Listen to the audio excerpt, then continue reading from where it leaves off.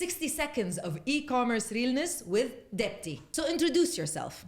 My name is Deepti. I am born in Dubai and I come from an Indian family, so that makes me an Indian too. I've lived all my life here, so yeah. What is the name of your business? OnlyEthikal. In one sentence, what does your business do? We are typically a marketplace that brings together sustainable fashion and lifestyle brands together under one platform. The goal is to make sustainable products more accessible to everyone. If you have the option, what price would you sell your business for today? Well, the price is priceless, but and we have no plans of selling right now. That's a good one. Yeah. How did you fund your business in the beginning? Well, I did have a career of 13 to 14 years, and which means I did save some money. So the business is self-funded. I started with my own money from the savings that I had before, yeah. When did you get started? April 2019. What is the size of your team? So we are a very small team, mainly women working together, and we are placed differently. We are 2 people in Dubai, and we have 2 people in India. We also work with a lot of freelancers. So I would say the core team is 4 people. What did you do before OnlyEthikal? So I was into finance and accounting. I worked for companies like Lamprel, Entertainer, and the last career, my last leg of my career, I was a consultant in a firm called as Rethink. So I was mostly into finance and accounting. Yeah. What is the most underrated business advice that you can give someone? Well, to have a cash flow statement ready always. I mean, always look into your cash flow statements. Typical financial advice.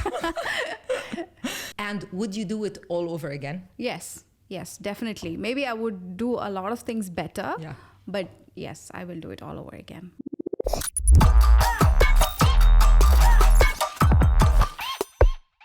Welcome to another episode of the Sellers Society Connects in partnership with FlapKap.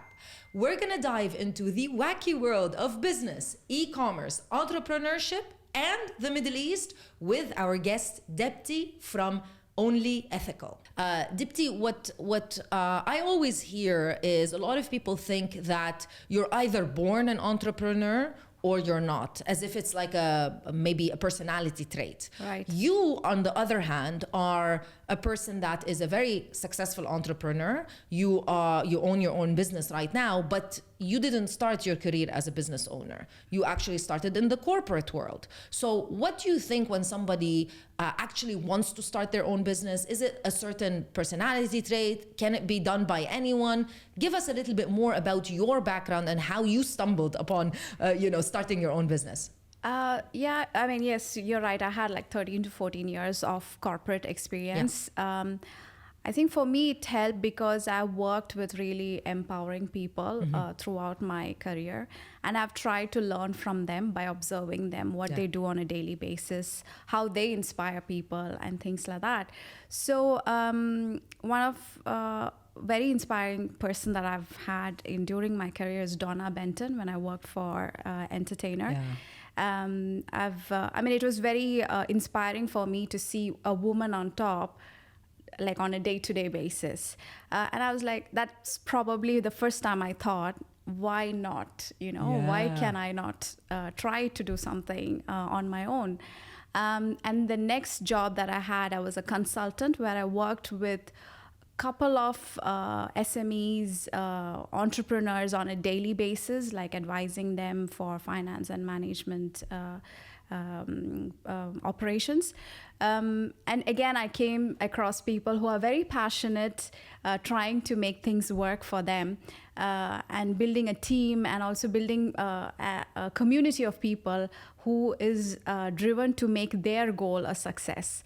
So all these things was an inspiration for me, and I think I learned by observing them. And also I had some experience on how they were doing business and operations on a daily basis. Having said that, coming from a family, having it part of your hereditary helps a lot. But it's something today we see a lot of women getting into entrepreneurship. A lot of moms, there are a lot of women out there trying to see how they can do something outside the box, once, especially when the children are settled in school and stuff like that. So entrepreneurship is much more accessible today, I think, because of the finances available, the finance opportunities that's available in the market. So I don't think it's just something hereditary, or you need to have it in your genes. I think unless you don't try, you will not know. And there are a lot of things you can do without big investments, and you can test your skills. If this is something that you want to try, there's a lot of options out there. So I hope I answered your question. So Dipti, when you got started with OnlyEthikal, was your vision to actually create an e-commerce business, or were you just looking to create a business that solves a problem?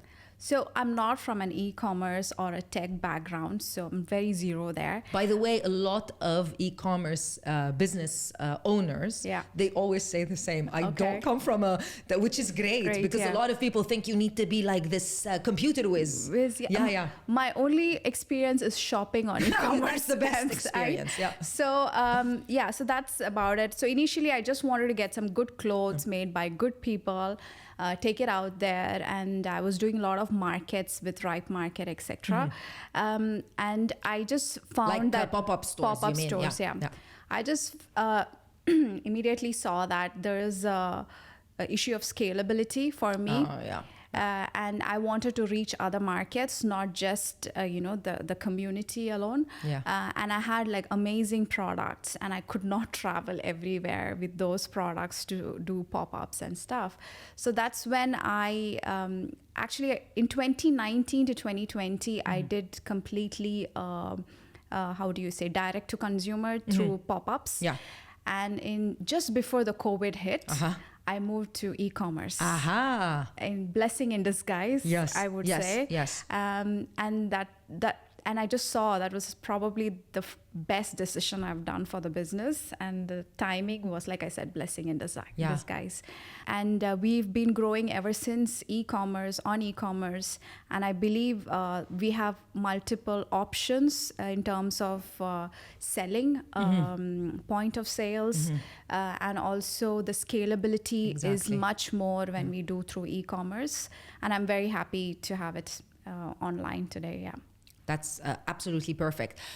How did you come up, though, with the idea of OnlyEthikal? The only reason I'm asking is I know a lot of people want to get into this business, but a lot of people think I need to have a particular passion, or I need to be an expert in whatever product that I'm selling. Was this the case for you? So I like clothes. I used to shop a lot. And so initially I wanted to take a break from my career and see what I wanted to do. I definitely wanted to do something in fashion because like I said, I like clothes.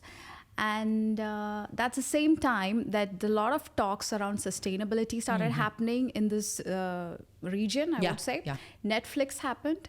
There's a lot of documentaries on Netflix. There's something called as True Cost, which I watched.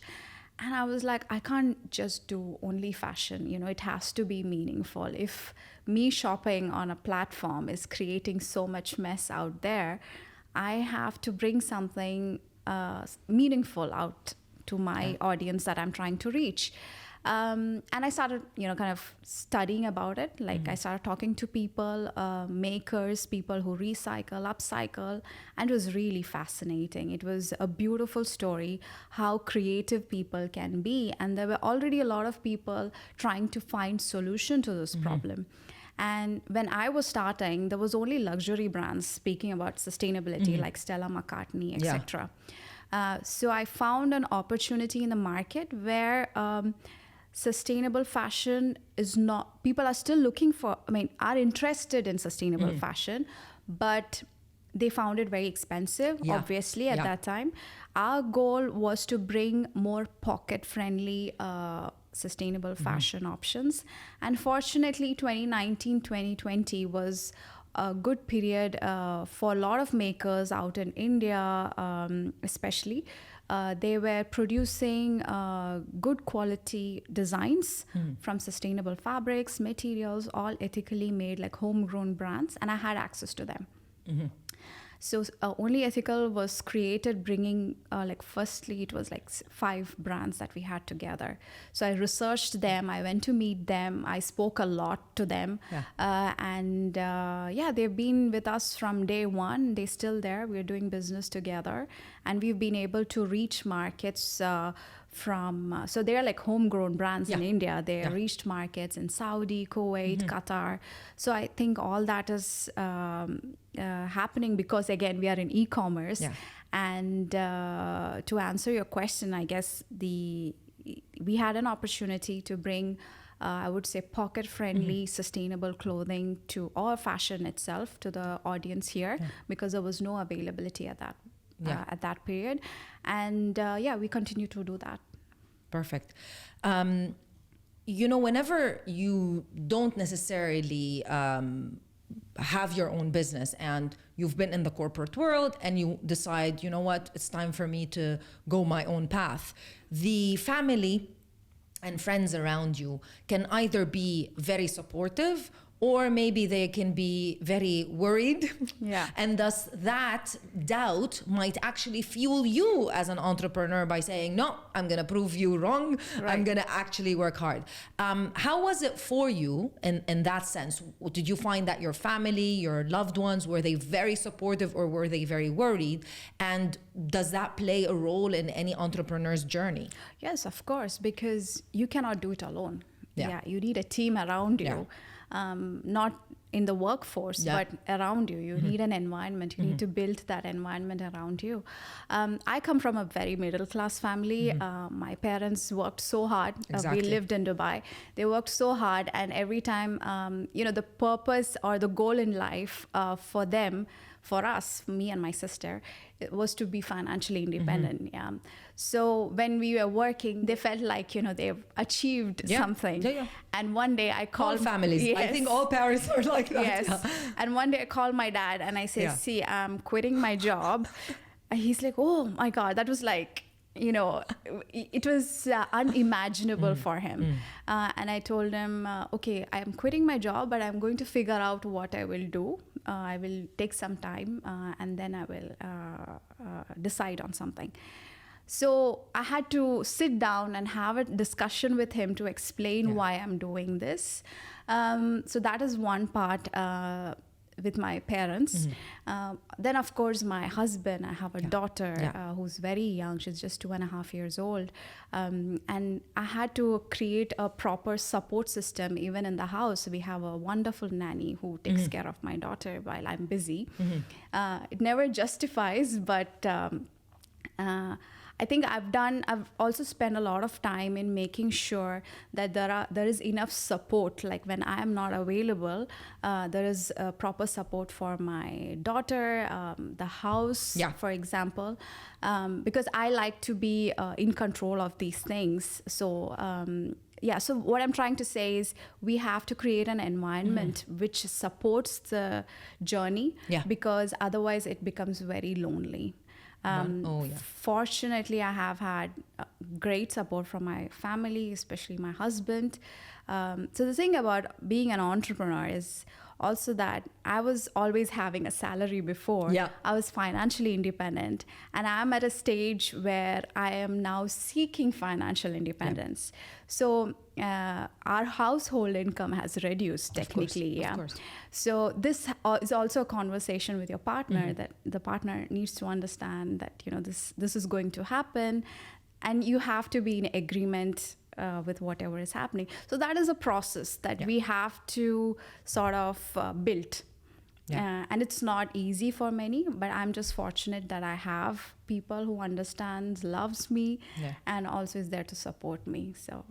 So Dipti, your OnlyEthikal is obviously, because you are part of the region, is obviously focused on the Middle East region right now. Do you think that's actually a positive thing? Do you think that you would have been able to grow OnlyEthikal the way that you are growing it in a more, let's say, developed market versus an emerging market? So I thought it would be a challenge back in 2019 when I was launching, because nobody understood sustainable fashion at that time. But I'm very glad to be here, because this year, for example, we have grown 100%. Wow. And Wow. yeah, so that is purely because we are in an emerging market. If I were to do it in a country that's like US, it's already a saturated market for sustainable fashion, and the competition is much higher. Here, what is also interesting is because the concept is new for the audience, it's new for the market, it's in many ways new to me as well. I'm learning a lot and growing myself, having a personal growth in this journey. Yeah. And the customers, the conversation that I have with customers back in 2019 is very different from the conversations I have today. Like, for example, the price difference, when I have to explain the price difference to a Middle Eastern customer, today it's much easier. So it took us a couple of years to get there, but it's happening, and it is just going to grow more. The sustainable fashion, I would say, concept or industry, whatever it is. So I honestly believe the growth opportunity is much more here. Even though the population is much smaller, the purchasing capacity and the interest is much higher here. As per one stats by McKinsey, they were showing that the customers in GCC is equally interested and is looking for products that's healthy, purpose-driven, innovative, like the rest of the world. So since it's new, and we are probably one of the only players in the market offering exclusively sustainable fashion and lifestyle products, I think there's a lot of opportunity for us here. And having said that, I will definitely, if I have an opportunity, I will reach out to customers outside GCC. But there's a lot of opportunity here for the size of business we are and what we are trying to build around it, the communities that we are trying to build around it. So, as you know, you are obviously an e-commerce business, and one of the struggles for all e-commerce businesses is customer acquisition. Like, where are people going to find you? How are they going to know about you in the sea of what is known as the internet? So, what are your current day-to-day strategies so customers can find you? Do you advertise? Do you create content? What are the things that OnlyEthikal currently does? We do a lot of digital advertising on Meta, Google. We also have an investment on SEO. So that is like an ongoing activity. It's like 365 days, 24 hours happening. Content, we are having an active content space on our Instagram, Facebook, TikTok. We are trying to work on TikTok slowly out there, because it's a problem for everyone. It's a problem for me. The TikTok trying to understand the platform exactly. is kind of, so a lot of it is because we are a small team and stuff. All the learning and analysis happens in-house itself. So we are trying to figure it out by ourselves. So So, and then we also tried Snapchat, which did not really work for us actually. That is one channel of customer acquisition. Then we also do weekly newsletters. There's WhatsApp broadcast. So we are very much reliant on the I would say the tech or the digital space for reaching new customers, retargeting, remarketing, etc. Other than that, we do events. Like, for example, last year we did MOTB, which was a great success for us. It is an event associated with the Dubai Shopping Festival. We got great PR. There was good footfall from the people who came to attend the event. So we do very targeted events like that so that we can meet customers if they want to come and purchase from us and things like that. So there's one very unique thing about us is that we don't keep inventory. So we don't have an inventory. So there is a problem in fashion, which is the mass production. True. In order to kind of, find a solution to that, we have actually gone on a process called make on order, which means that once you place the order, only then the product itself gets made. Oh, wow. Yeah, but we are able to do it for clothing, but not for bags or shoes or etc. But for clothing, we can do it. So we have taken that route. So the waiting period is longer. It's not like a next day delivery or the things like that. You wait for like a good 15, 20 days. That is our business model. So in the beginning, in 2019, it was very difficult to explain to the customers. But we have, like I said, we've been growing every year. And this year we have actually hit 100% growth. Customers understand. When they ask us, we tell them the reasons why it takes 15, 20 days and why we are doing it. They understand. I think it's a lot about, how we communicate with the customers, and they're ready to wait. So we've seen the change in the customer behavior in the last 4-5 years, and we are working on reducing the timeline of delivery and stuff.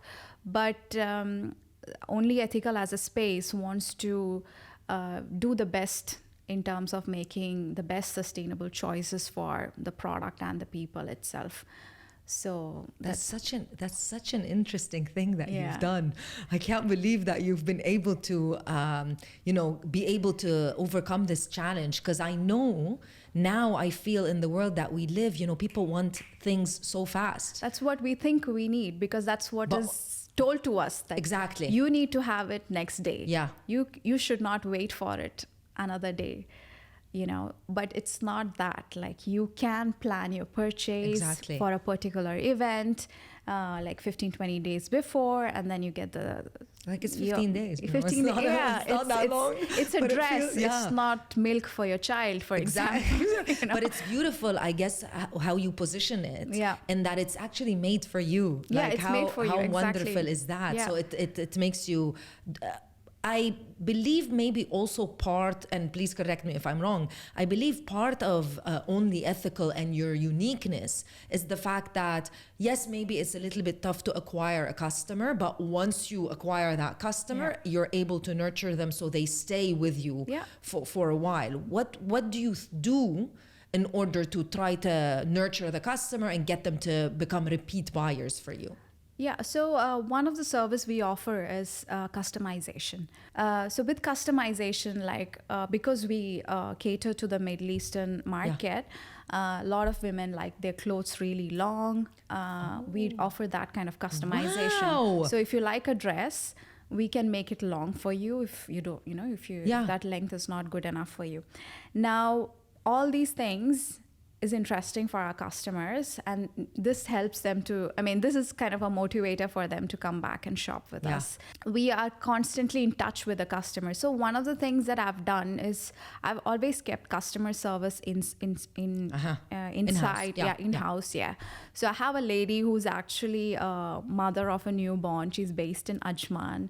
She speaks English and Arabic. She's doing our customer service. She gets in touch with the customers, checks with them, how can we help, So keeping it in-house, she understands the brand. She understands the customer emotions, and she's able to communicate it very seamlessly. Again, because of our size of business, we are able to do that. So these kind of things help customers to be more close to us in terms of brand. And they always like what they receive when they purchase from us. And we've always made sure of quality. If there is, we don't have much, we never have quality issues. Our return rate is very less compared to the standard market. Especially for apparel, because return rates for apparel is insane. One of the reason is once you order a size small, for example, we reach out asking, oh, perfect. Do you have your measurements? Do you have a matching UK size? And if you have that, please send it to us, and we will tell you if small fits you better or a medium fits you better. So this way we are reducing the room of errors or or some wastage, let's say. Wastage, yeah. So we communicate a lot with our customers, and I think that has helped us also to improve our service in a very large way. Yeah. And we have also been able to stay connected. I think staying connected with customers keeps them close to us. 100%. Giving that type of support. Support, yeah. Especially that you are, well, quote unquote, a faceless website. Yes, exactly. So doing that is incredible, honestly. Yeah. It's such a good idea. Thank you. But Dipti, I focus a lot on marketplaces and especially on Amazon. And we look at the numbers and we know customers really like to purchase from Amazon because of the convenience. Yes. You order it, it's there the next day, you don't like it, you return it. You flipped the business upside down for yourself. Yeah. You're doing something completely different. Why do you think people, like your ideal customer, why are they interested to buy from OnlyEthikal? Is it the sustainability aspect? Is it the fact that you have pocket-friendly, really unique designs and products for somebody who doesn't just want to look like everyone else? Is it a mixture of both? I would say it's a mixture of everything. When I started OnlyEthikal, because most of our products come from India, I thought the audience that I would be attracting are from India also, based in Middle East, UAE or other regions. And interestingly, the Middle Eastern, especially the Saudis and the UAE locals, they understand good quality fabrics much more than anyone I have met in my whole life. And they would come and tell me, this is made of this and this quality and you're is like, so really? good. Like, how did you know? It's like, we love good fabrics. Yeah. There's also the cotton from Egypt is such a beautiful fabric. For me, it was an eye opener that that this region customers are already educated and aware about good quality fabrics. And these customers come to us when they contact us online on WhatsApp. The first question they ask is, does it have synthetic? And we say, no, it's pure organic cotton or hand-woven cotton. And they're like, okay, then we will buy. Wow. So what we have understood is when the product is what the customer needs, they are ready to wait. Got it. Yeah, and we are also not encouraging the culture of, buy, try, and then you return everything. Because, and that's what most e-commerce fashion brands have encouraged. We tell the customers, see, you have ordered so many pieces from us. And if they say, okay, but I'm not sure if everything will fit me, we actually tell them, okay, please buy one or two and see if it fits you. And then we can obviously work on, getting you others. So this, I mean, we are very honest in this space. So all these kind of communication, I think they feel a bit more comfortable to shop with us. And what we have seen, again, I'm repeating myself, is that when the product is good, the service is good, the customer is ready to wait. Yeah.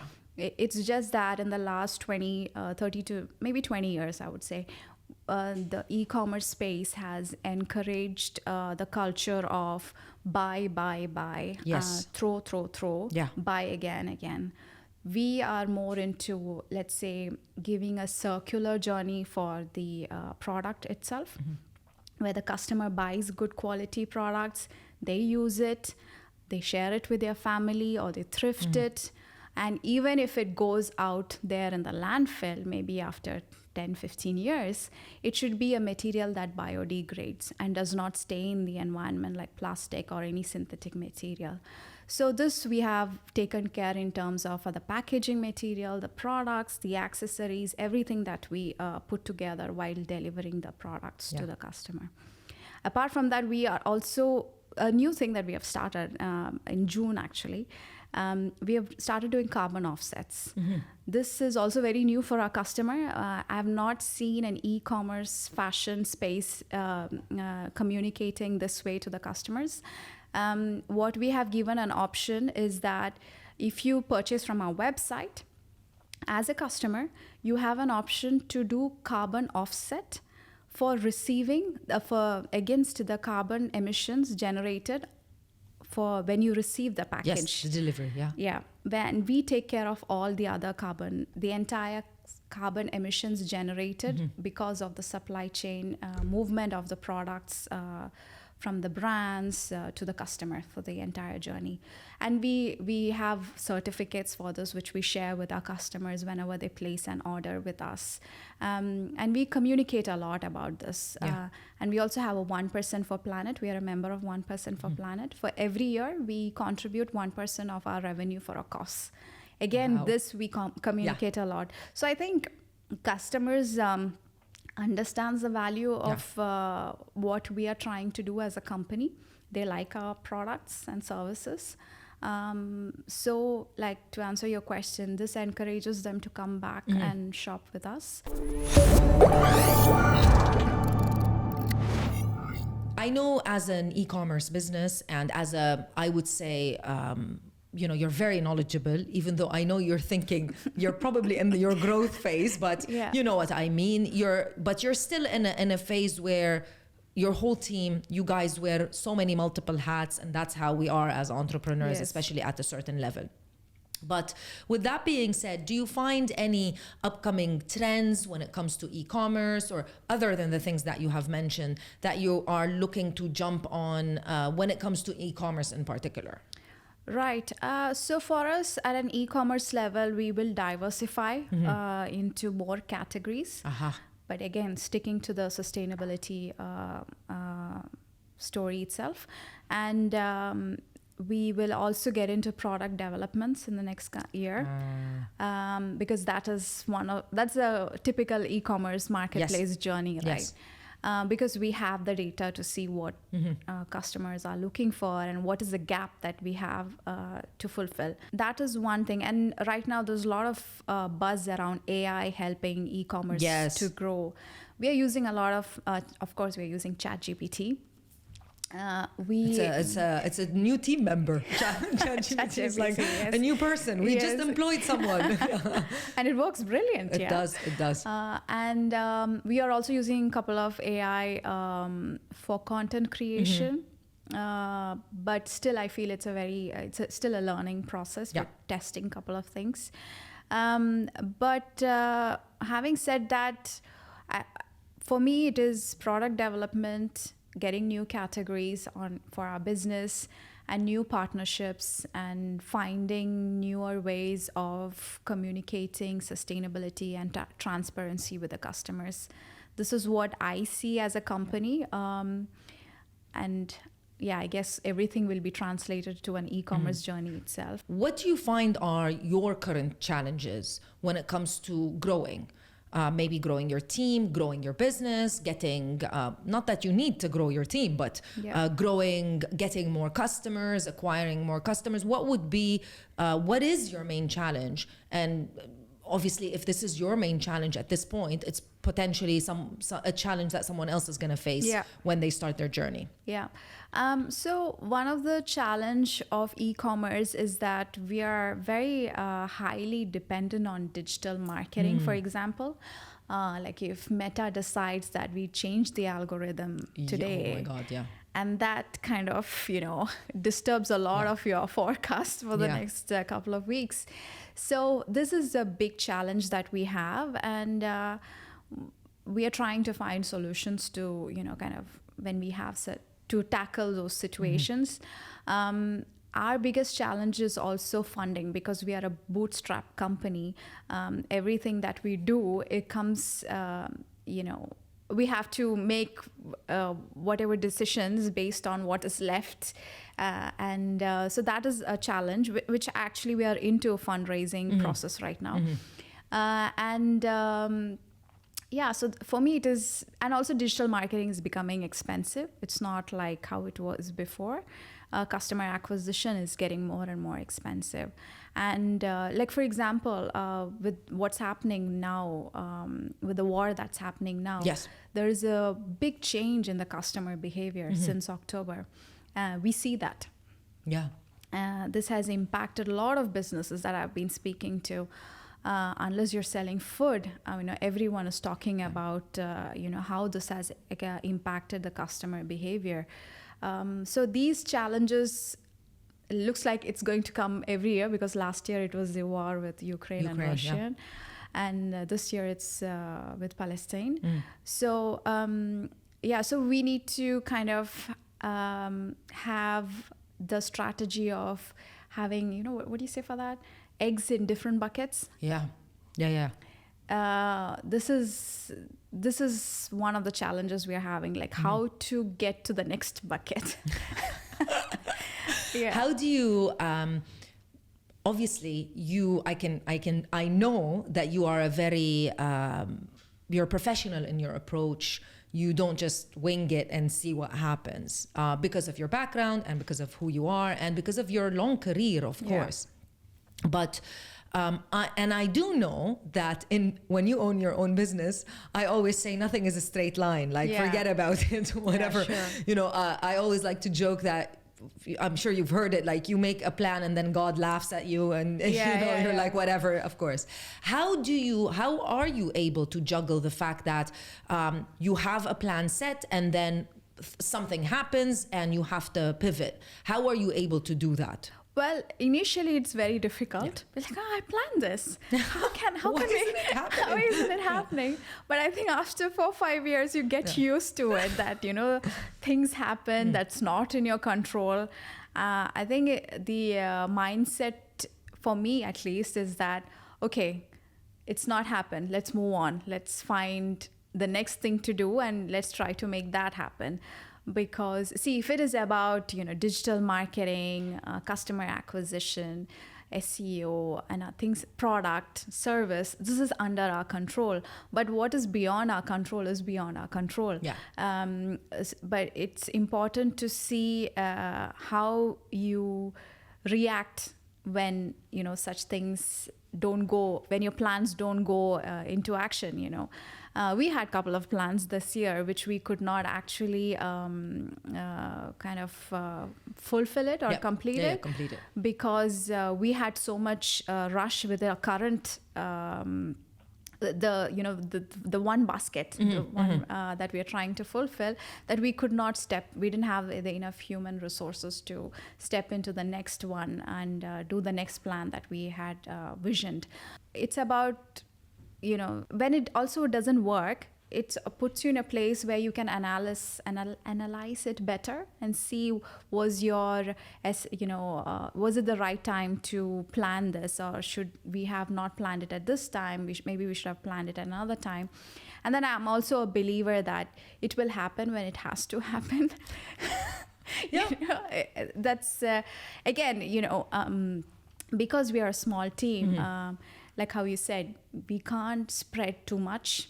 We have to go like 1 or 2 goals at one point, and try to make that happen. So from the beginning, with OnlyEthikal, we've tried to stay focused on one, do that well, and then go into something else, so that we have that time and space to invest on the money, to invest on something else.